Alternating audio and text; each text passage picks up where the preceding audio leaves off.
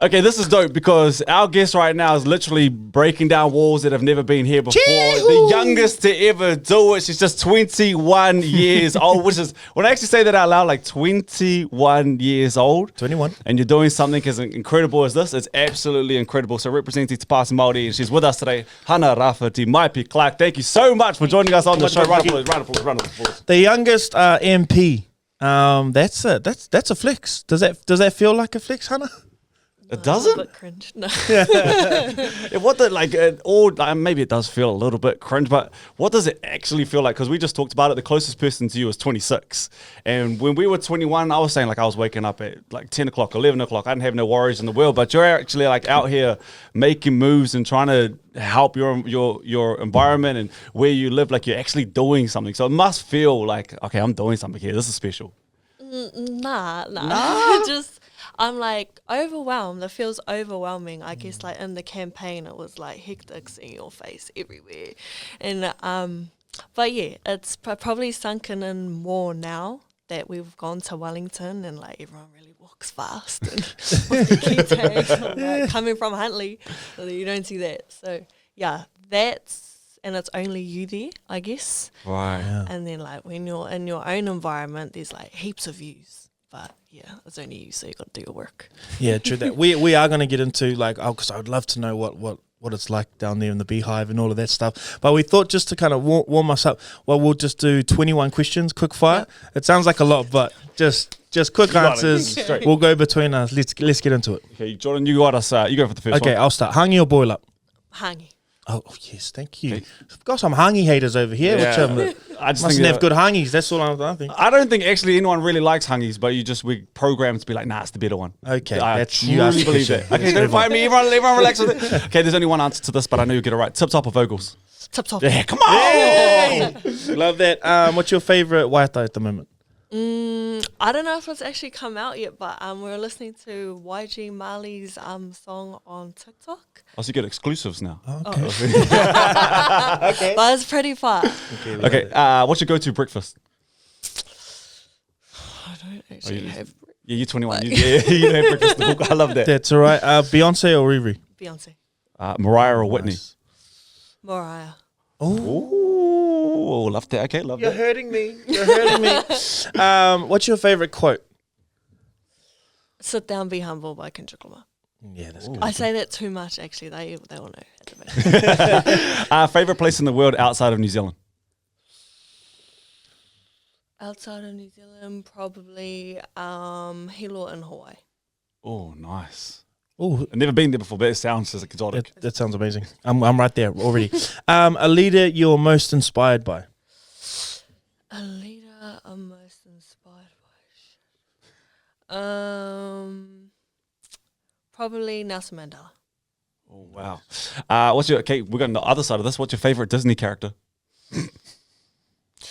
Moana. Oh, yes. That's a good answer. Auckland or Huntley? Huntley. I mean, Huntley's name. League or union? League. League? You good? Have to. Yeah, green and gold, green and gold, eh? Green and gold. Favourite MP you've met so far? Favourite MP I've met. Let's go not including Māori Party. Okay. Because you have to say that they're cool. Tamitha Paul. Yeah, she's Yeah, 26 too. What's one hidden talent you have? What's one? I don't know if I have any talent. She's humble. Yeah, that's humble. We'll come back there. We'll get there. That's okay. Favourite thing to cook? Favourite thing to cook will probably be boil up. There you go. Do you believe in ghosts? Why do I guess. Yeah. Something that makes you smile. Something that makes me smile. The kids. Guilty pleasure? Probably chocolate. Me too. This is my last one. Who is your favourite? Sounds boring, but like your favourite politician outside of New Zealand, like someone that you've. Her name is on Instagram AOC Alexander. Oh, from New York. Yeah. Oh, yeah, I've yes. read a lot about her. She's me. Seems incredible. She's cool. Yeah, making big moves. What's a fear of yours to wrap this up? Fear is probably I know it sounds really crazy, but like seeing your face a lot is like Yeah, that's Still coming to terms with that. It's actually- you about to see it a lot more? Let's start there. That was quick fire with Hana. But let's start there because it's actually it actually would be daunting. It actually and I like how. Well, it's not that I need to like it, but I see how resistant you are almost to us talking about you being sort of this young MP, because really, like, once you're out there, there's a sense of responsibility now, There's a sense of ownership that you have to have. So let's go backwards a little bit, because now it can feel a bit daunting maybe, but the campaign trail and how you even got here, like who was Hana, like for those who don't know? Yeah. Hana in Huntley is actually like really, really blonde. She's like, but I guess the campaign was actually really, really hard because on a Māori seat, like you have to go to Oio Marae, you got to go to your pokais, like you got kaumatuas hammering you for stuff as well. They have to keep in check. And they're such great land masses as well compared to, I think Te Taitonga is like the biggest, don't quote me on this, but like biggest electorate in the world. So there's a lot more like, I guess, ground to cover. Yeah, sentimental things we have to cover as well. And if we don't get it right, like that's our home, that's our marae. Yeah, the whole community gonna talk about it. So, I think that's the pressure. It's not really like being in Parliament. Like those places, I kind of just kick into second gear and just like. Yeah. You're here now, which is the most incredible thing. But how do you even get here? Like, how do you know that you want to be an MP for one? I'm going to run at this early age, like to go back maybe even 2 or 3. It's actually probably even 4 or 5 years. Like, take us 4 or 5 years back to get to the point of where you are now. Like, what happened? Did something change? Did something happen in your life? Have you always known you wanted to do this? Like, before you get to where you are now, run us through that point in your life. Like, I'll tell you, like 6 weeks before I said, I said no 4 times. So I was asked and I said, no, I got to have my 21st. That was honestly like the last thing on my, because there's this kind of thing you have towards politicians naturally, and you're like, and I was like, nah, I ain't been one of those. And I think because I've seen a lot of like my grandfather, he just goes hard, and you see like the negative side towards standing up for something. So that was so not on my itinerary, my agenda at all. And then the more and more I got there, the more and more I was like, nah, I'm not going to listen to myself moan for 3 years. And I knew, like, I just feel something in me. I knew that this, government or this time it wouldn't look nice for us. So I was like, I ain't going to listen to myself moan for 3 years. I'm going to do something about it. And then I can moan. So, yeah, it was actually a pretty hard and fast decision that I had to make across like 4 months and say, like, if I'm going to do it, I'm going to go all in. Yeah, now or never. Yeah. It's when you talk about that, there, a lot of us do have that kind of, there's that back of the mind thing of like, shush, you know what I mean? Shush my dubs. Quiet. And what do you think? What do you think that is? And how do you think you? I think it's a strength that you came thinking from that place, because now you're filtering things through that. So like, what changes now that you're kind of in this position? Like, what's your things that you kind of rest on? I think like maybe the power that I'm trying to keep in is like not changing. And like just that's what got me there in the first place, is like people just said, you look like me, you sound like me, I'm going to vote for you. And like these were people that have never even thought about politics, not even just younger people, just like people in general. And keeping to that kind of energy and just being naturally naturally being Hana, I guess. And if you don't like it, well then don't vote for me. Is that your big superpower in this? Like that's your thing, right? What separates you more than anything else is the fact that you're 21 and no one has ever done this. So that's your superpower in this whole campaign trail. And now that you're here, now that's what you can live on and be the voice of what 21-year-olds are thinking. Yeah, like point of difference, I guess, but like not just for Māori, but like any 21-year-olds or younger people who like feel like they don't really want to get into politics but want to have a voice without sounding like a nugget. What do you think? sorry, and we're just asking you everything because Yeah, we don't know so many questions. Bro, we're old, bro. We're actually old. Me and Brook are old. So when you get into the space and they start asking you like, what do you think young people are going through? What do you think young people are struggling with at the moment? And for us to be aware of, because I know that at our age, you know, we're talking about older things now. Like I remember now I'm trying to hear about inflation and mortgage rates, but I never thought about that when I was younger. That wasn't part of what was going on. So what do you think young people are going through and what do we need to pay attention to them? Because they matter, right? So like one of our first hui, I'm actually probably going to get relevant for this, but like our first hui was like, okay, do you have a TikTok? I was like, what the hell? But I was like, okay, I feel like I don't know what every young person's going through, but I feel like we might have like similar kind of stuff.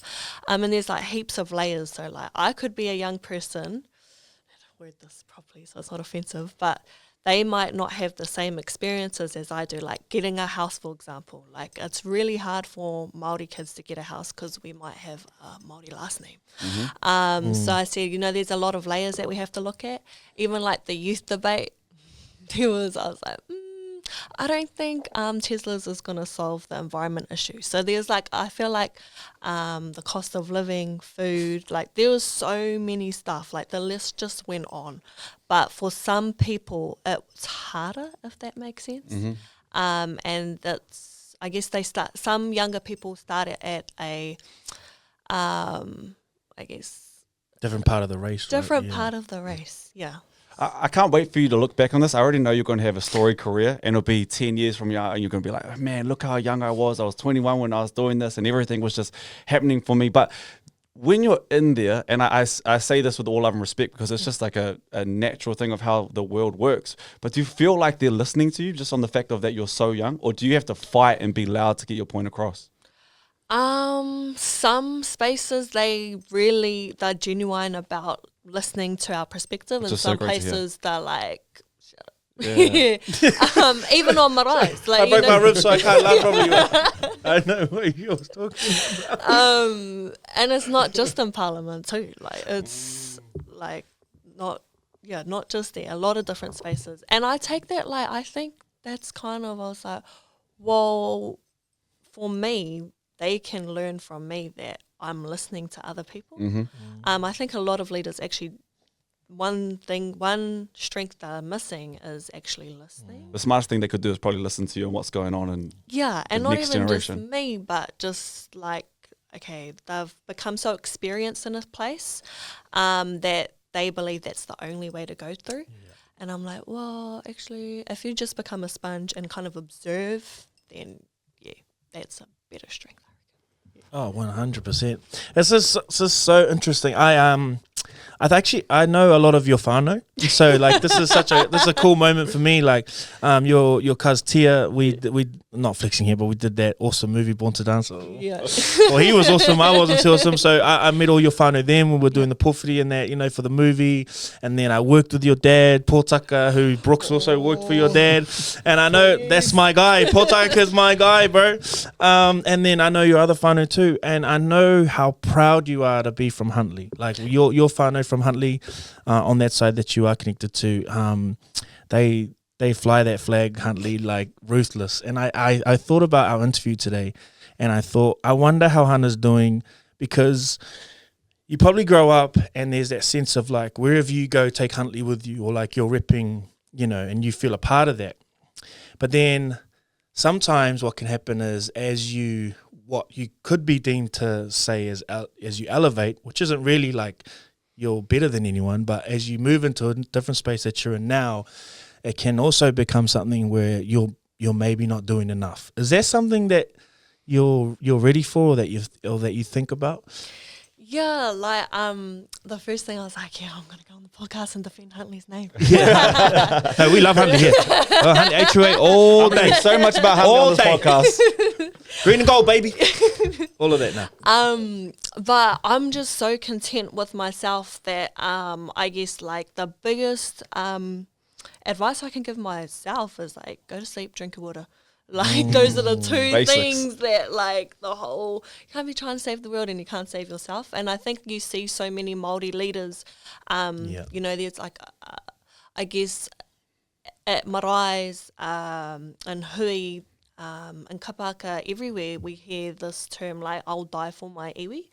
But I've never really heard, I'll live for my people, I'll live, like, kind of change the analogy of that. And just trying to, like, serve myself is like not being selfish, but is like showing up for my people. And if I can't do that, I'm okay with that, and they can kind of keep me to account. But You can sleep at night. I gotta sleep. That's so mature. Yeah. That is so true. To flip the narrative, are you, or have you thought in depth of, obviously once you get into this role, creating change is one thing that you hope to do, and like you just said, you're not going to do it overnight. Like Rome wasn't built in a day. But have you had a thought about, okay, the next 6 months, this is what I'm trying to achieve over the next 6 years, 12 years? Have you had that thought, and what are you trying to do and achieve? We had this whole plan. We had had a plan, and then obviously we're like, scrap the plan. We got to get ready. We got to stay ready, and we got to really take a different approach to this, because everything is really on the line. Everything that I guess I was saying, like, we're here, never again can this happen to us, and so many generations have fought for this, etc. And it's kind of like really weird, because I feel like we're in that same place so many generations ago, and it's like, even coming here, I was like, wait, this is so crazy. Like, it hasn't really sunken in yet how much we're going to have to really fight and really have to hold the line. Yeah, in and outside of Parliament too. So, Can I ask you a tough question? yeah. And like when we're hearing those headlines of, when they're talking about a treaty referendum, looking at things like that, there are Māori that hear that are on the spectrum with how connected they are to Te Ao Māori. So you're going to hear the kohanga generation that hear that and go, oh, hell no. Yeah. And then you're going to hear some other Māori potentially where they're like, well, what's the big deal? Like, we can still talk our language, but like, it's just not on the documents in government. Yeah. But what are we potentially not seeing with doing something like that? Where does this kind of start? How does this really affect us? Yeah, I think even like talking to some of my mates, they're like, so like, what does that mean? Do I have to start marching? Like, and for what? I'm like, okay. So for, I guess when you're in that environment, being in politics, and I've only been there for like 5 minutes, but all good. Some of them been there for years, and we don't think much of them either, so it's all good. But I guess when you see, I guess it's like the āhua, or like the energy, this whole embodiment of feeling like they can take so much away from you, I guess. And it may just sound like a treaty referendum, but like the undertones to that is like our mana, basically. It's our mana, it's our rights, it's our self-determination. There's so much in that. And there is so much we can do outside of that, like they're taking te reo off certain government departments. We can still speak our language, but that defeats the purpose of like having a mana oriti, I guess, or having mana to both sides of everyone who lives here. Every human's got mana. So it's really hard to see it outside of Parliament sometimes, but when you're in there, I think my first day I was like, shit, I got myself into. But it's quite crazy how much, I guess, capitalism really plays into who gets to say what and who makes a decision and where the power goes to. But it's probably our job, Te Pāti Māori, not just Te Pāti Māori, but the younger generation, to translate that. I think that's what we're lacking, is translating that, making that relevant, speaking that in our language so it makes sense, so we're not just fighting for nothing. marching and we don't even know why. One thing that I'm so with that too, and one thing that I've struggled to wrap my head around was, especially with like the treaty and the referendum and things like that, is Te Pāti Māori killed it this year. So there is obviously the understanding of like, this is important to New Zealand. Te Pāti Māori has never done so well when it comes to the elections. Like that in itself was loud, but then because people who are in power now and how things have changed, then the noise from that side is louder as well. And that's the part I'm struggling to understand with how you can make or put these things forward when New Zealand is talking at the same time as well and going, okay, no, Te Pāti Māori means something special to me. Māori's got out and voted this year as well. So when you put all of that together and you couple it, like you're now in the beehive, and I say you've only been there for 5 minutes, or you say that, but you know, like you are there now. What is the most, I guess, alarming thing for you with the new government and the coalition? Spill the tea. Like, what are they like? You know, like what's the snacks like? Who's an egg? You know what I mean? All that stuff. You know? Let's have a real chat in the elevator, and I was like, oh my god. I guess it's just that for me again. It's like the energy. It's like this whole boldness to just like they're like, we're coming for you, and I'm like, bro, we're just saying we want the same language.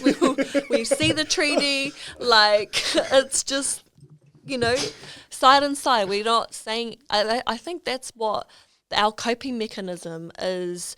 Then going into fight mode because we're not taking away anything from anyone. We're actually giving. We're giving too much. I think that's our problem. It's like, yep, we gave you our land, we gave you our water, we gave you our language, we gave you our stars, you name it. And then we're not trying to have a competition. We're actually trying to give too much. And I think that's why we get so traumatized, because then we're like major trust issues with everyone.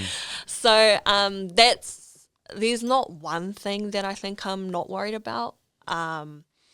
Everything is kind of on the line for us. But I think one thing that we can look at, would be a lesson for Aotearoa, is the polls.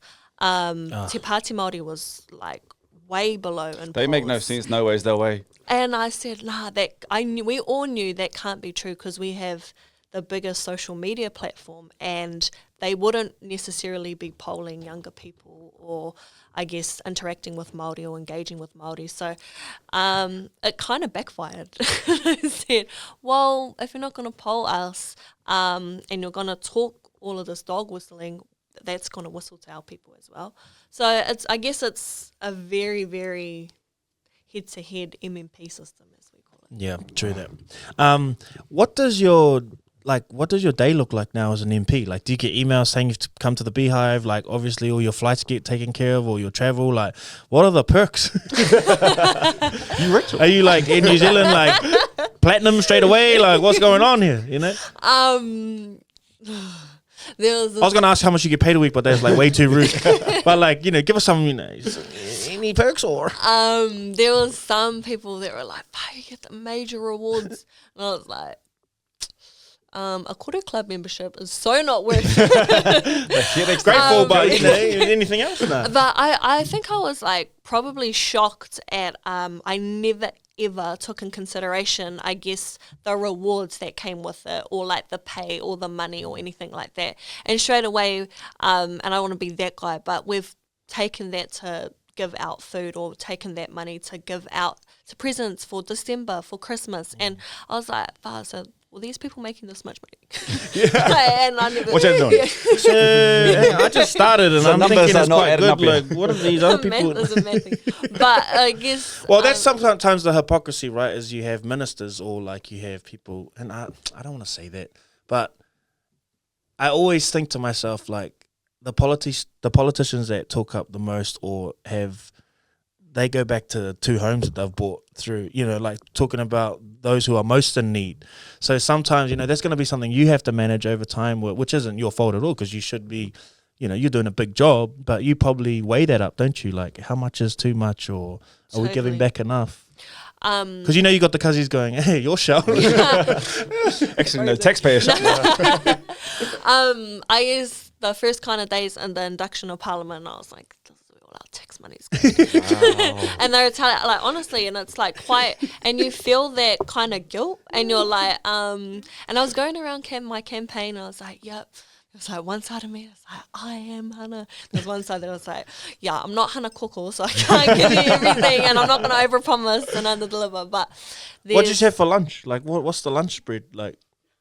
I'm trying to, so Yeah, help me like here. I'm the- trying to get the details, okay? Like, what do they give you for lunch? you got to do your own lunch. Does Yeah, a get tax lunch. really? No. It's giving like high tea. They don't give. Yeah, Or surely. maybe it's just Party Māori week. Hey, Rawhiti, I know you got that budget that's going to you, eh? Share it with the other members, please. Hurry up. Nah, so is there like a free kitchen in the parliament? No. You don't have a cook for breakfast or anything? No, none of that. Really? Really? Oh, No. we've even got one here. I mean, it's not the best thing in the world, but You got to cook it yourself, but No, you got to true. get your own everything, and you got to pay for it. And Okay, taxis, Okay, Ubers. Like, how does that work? Do you have like a ultimate taxi card? you got to pay for your own thing. Oh, you get a taxi card. Yeah, well, that makes Yeah. sense because you got to go to the flights for the meetings and all that. Okay. Yeah. how much So are you? you're- How much are you traveling? Has everything just changed? You spent a lot of time still on the ground in Huntley, but like obviously you're here I've- now and probably in Wellington tomorrow. Like, how much travel are you doing? Doing, I guess, from Huntley to Wellington, but during our campaign, we pretty much just stayed on a bus and went around the whole electorate, like parks, maraes, organisations, kura. So I don't feel like I've gotten off the road. Right. It's just constant, and I think that's all people like truly loved, is that we were just like seeing our people, hearing our people, and face to face, kanohi ki te kanohi. So that was probably the biggest thing, is that we went around our whole electorate, and there are some places that said we haven't seen a politician for 24 years. And I was like, Wow. that's what every single other iwi's been saying. So, in the outskirts of our electorate. So, can't be at 5 places at once. Right. But making sure that you're present means a lot to our people, I think. Yeah. I think we gotta wrap this up. But when you think about what you're about to do for the next 4 years, what do you want to look back and say, I'm proud and I did that? Because there's so many things, right? Yeah. But what's your one thing, your personal thing? Probably just getting here, just being there. I tend to go so fast, so quick sometimes that I kind of don't just sit and be present. Breathe. But probably a lesson that I want to have is making sure I have enough time for whānau, for my people, for everywhere, and not getting as crazy quick like the people down in Wellington, because I was still being on that Huntley pace. Yeah. Oh, I love it. Hey, one more thing. What was it like when you actually won? Because I remember when I was 21 and I won bingo against my grandma, and I was stoked on that night. But when you actually win it, what is it? Kind of you just go numb. I was so in shock. I think my pupils went huge, and I was like, wait, what? We were just ready to, on election night, we were just ready to have a hangi, and I was probably so nervous because all the cameras are on you, and you're like, oh, shit. But it was, I think I was just truly grateful for everyone that turned up, and just the look on everyone's eyes. But my eyes were like, oh, no. But yeah, it was cool. Oh, well, congrats. Hey, you are shifting culture and making moves that no one else has ever done. Just be so proud of yourself. And like Jordan said, know your dad, and Jordan knows the family too. So you've got the background and the foundation that you need. And man, the world's your oyster now. 100%. And I just want to say, Hana, you'll always have a platform here so long. I mean, we As long hope as we're we still got going one. next year. But you always have a platform here to say what you need to. And just please, just don't feel the pressure not to be anyone but a 21-year-old. I know. You're awesome. You're why we need you. Thank you so much, guys. All good.